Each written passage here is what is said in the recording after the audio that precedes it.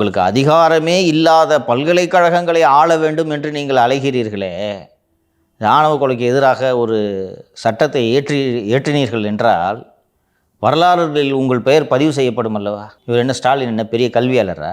இவர் இப்போ வேந்தரா உட்காந்து என்ன பண்ண போகிறார்? இவர் யூஜிசி ஆக்டில் உங்களுக்கு அதிகாரமே இல்லை, அது சென்ட்ரல் லிஸ்ட்டில் இருக்குது. சென்ட்ரல் லிஸ்ட்டில் இருக்கிறதுல நீங்கள் லெஜிஸ்லேட் பண்ண முடியாதுன்ட்டு அரசியலமைப்பு சாசனம் மிக தெளிவாக சொல்லியிருந்தோம்.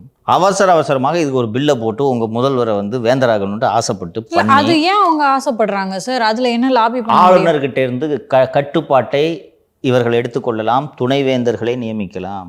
இப்போது ஒரு பல்கலைக்கழகத்துக்கு துணைவேந்தரை நியமிக்கணும்னா ஆளுநருக்கு போனால் ஆளுநர் பார்த்துட்டு என்ன இருந்தாலும் மோசமான ஆளாக இருக்கார், இருந்தாலும் அப்ரூவ் பண்ண முடியாது, போ திருப்பி அனுப்புறாரு.